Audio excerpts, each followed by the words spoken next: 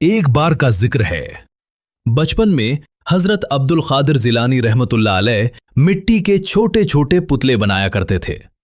ہر صبح ان پتلوں کے پاس جاتے، پیار سے جھکتے اور فرماتے کم باذن اللہ، یعنی اللہ کے حکم سے اٹھ جاؤ، اور اللہ تعالیٰ کے اذن سے وہ مٹی کے پتلے زندہ ہو جاتے، آپ کے ساتھ کھیلتے، باتیں کرتے۔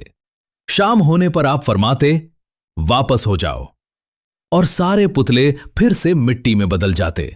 یہ کرامت کئی دنوں تک چلتی رہی۔ اسی دوران گاؤں میں ایک چھوٹا بچہ انتقال کر گیا۔ اس کے والدین کا دل ٹوٹ گیا، لیکن دل میں ایک امید تھی۔ انہوں نے کہا، اگر مٹی کے پتلے ان کی آواز پر اٹھ سکتے ہیں تو شاید ہمارا بچہ بھی اٹھ جائے۔ رات کے سناٹے میں انہوں نے اپنے بچے کو چپکے سے مٹی کے پتلوں کے بیچ لٹا دیا۔ صبح غوث اعظم آئے اور ہمیشہ کی طرح پکارا کم باذن اللہ۔ سارے پتلے اٹھ کھڑے ہوئے، لیکن وہ بچہ وہیں پڑا رہا۔ آپ مسکرائے اور فرمایا، میں جانتا ہوں تم میرے بنائے ہوئے نہیں ہو، تم اللہ کے بنائے ہوئے ہو۔ پھر آپ نے فرمایا، لیکن میں تمہیں بھی کہتا ہوں کم باذن اللہ۔ بس جملہ پورا ہوا اور اللہ کے حکم سے وہ بچہ زندہ ہو گیا۔ دور کھڑے اس کے والدین خوشی سے رو پڑے اور اپنے بچے کو اٹھا کر گھر لے گئے۔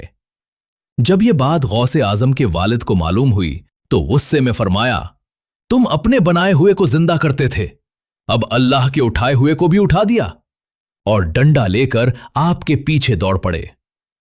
غوث اعظم بھاگتے بھاگتے ایک قبرستان پہنچ گئے اور ہنس کر پکارا، بھاگو اے قبر والوں، ورنہ میرے والد تمہیں بھی ماریں گے۔